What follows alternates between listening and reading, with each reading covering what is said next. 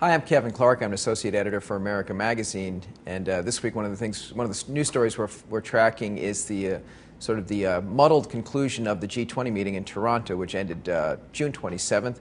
Kind of a mixed bag of results. There was a lot of lip service towards the idea of maintaining a stimulus-driven global economic recovery. At the same time, virtually all the global leaders who left Toronto were indicating, despite President Obama's exhortations otherwise, that they were going to begin leaning towards austerity and deficit reduction with their national budget keeping. This is sort of a classic dilemma in times of economic travails. Do you spend money, use deficit spending to stimulate the economy, or do you hold back and hope the market will self-correct and that the government's job really is just to maintain a well-balanced budget and stay out of the affairs of business?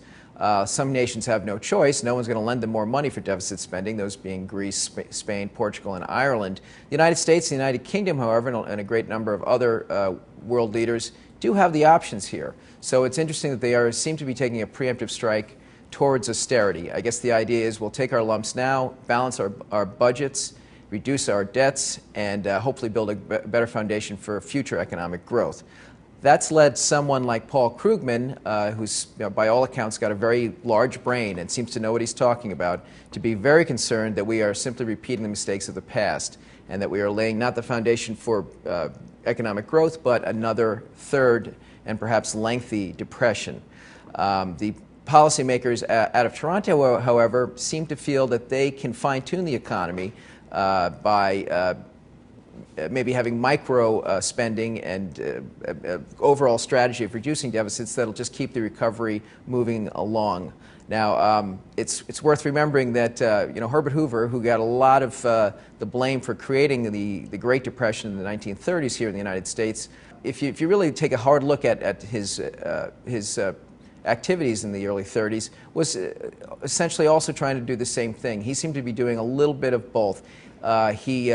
He was tinkering with the economy through a series of acts such as the Federal Home Loan Banking Act, the Reconstruction Finance Corporation Act, and the Emergency Relief and Construction Act that were aimed at ending for the foreclosure crisis in the early 1930s, creating jobs, and spurring home ownership. That could sound a little familiar to us these days.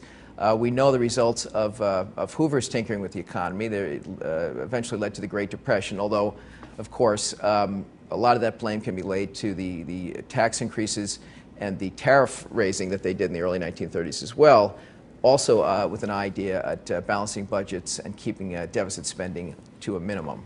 So I guess the next few quarters will tell if we are fine-tuning history or merely repeating it. I'm Kevin Clark. This is AmericaMagazine.org.